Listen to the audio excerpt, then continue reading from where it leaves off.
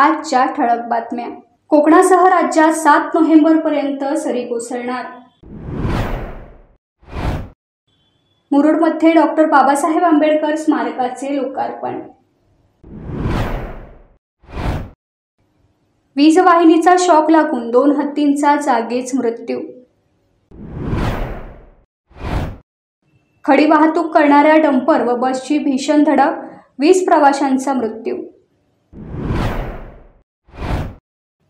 कार्तिकी एकादशी निमित्त बहिरीचा पाडा विठ्ठल मंदिर हरिनामाने दुमदुमले। हवामान विभागाच्या माहितीनुसार अरबी समुद्रात नव्याने कमी दाबाचे क्षेत्र तयार झाले असून त्याचा परिणाम म्हणून कोकण, गोवा, मध्य महाराष्ट्र आणि मराठवाड्याच्या काही भागात ढगाळ वातावरणासह सरींचा अंदाज आहे। गेल्या काही दिवसात बंगालच्या उपसागरातील चक्रीवादळामुळे राज्यात वातावरण बदलले होते। त्या चक्रीवादळानंतर आता पश्चिमेकडील हवामान प्रणालीमुळे पुन्हा एकदा पावसाची शक्यता निर्माण झाली आहे। कोकण आणि गोवा भागात हलक्या ते मध्यम सरी तर काही ठिकाणी जोरदार पावसाच्या सरींचा अंदाज आहे। मुंबई, रायगड, रत्नागिरी, सिंधुदुर्ग या जिल्ह्यात काही प्रमाणात पावसाचे प्रमाण वाढण्याची शक्यता हवामान खात्याने वर्तवली आहे।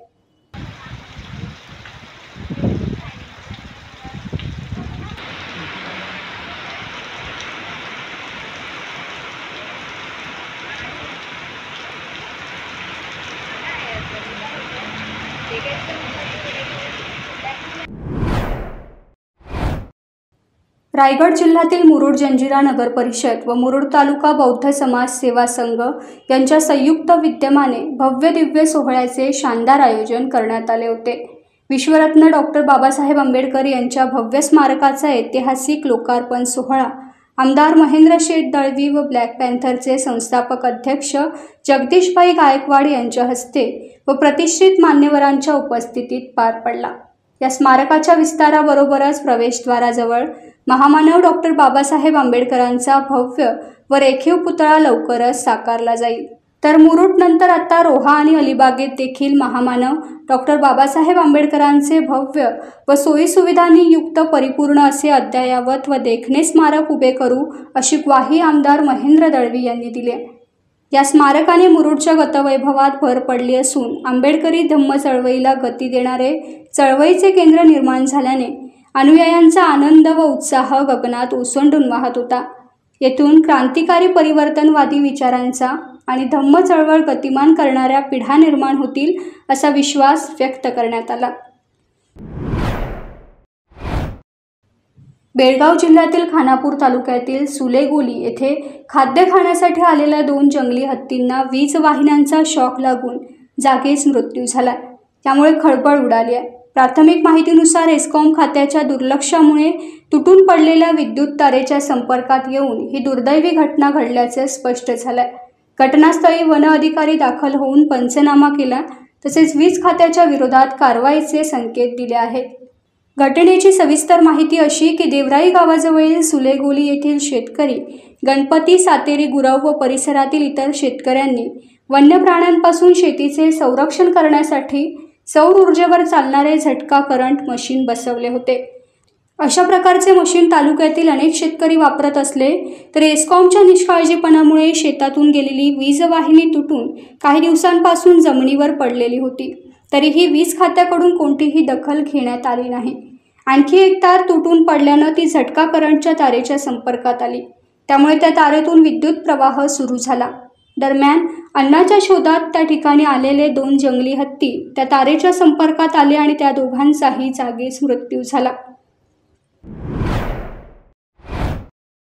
तेलंगणामधून एका मोठ्या रस्ते अपघाताची बातमी समोर आली आहे। राज्यातील रंगारेड्डी जिल्ह्यात एक भीषण रस्ता अपघात झाला। खडीने भरलेल्या डंपरने बसला धडक दिली, ज्यामध्ये खडी खाली काढले जाऊन 20 जणांचा जागीच मृत्यू झाला तर अनेक जण जखमी झाले। पोलिसांनी दिलेल्या माहितीनुसार जिल्ह्यात खडी वाहून नेणारा डंपर ट्रकने रोडवेज बसला समोरून जोरदार धडक दिली।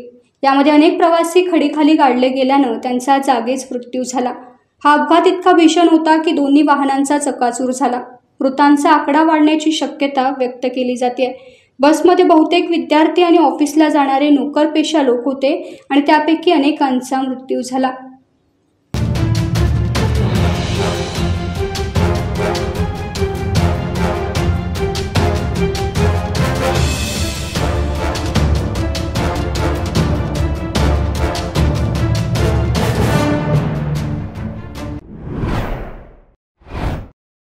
कार्तिकी एकादशी निमित्त बहिरीचा पाडा येथे विठ्ठल मंदिरात हरिनामाचा जयघोष दुमदुमला।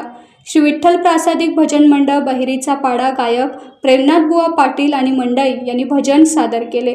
यावेळी परिसरातील अनेक भक्तगणांनी विठ्ठलाचे दर्शन घेतले। अवघा परिसर हरिनामात तल्लीन झाला। दरवर्षीप्रमाणे यंदा देखील कार्तिकी एकादशी निमित्त मोठा उत्सव साजरा झाला।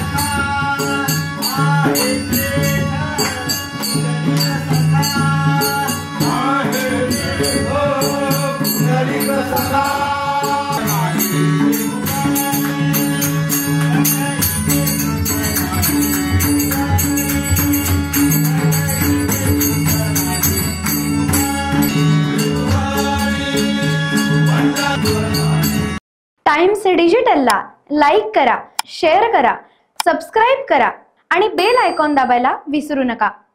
Times digital.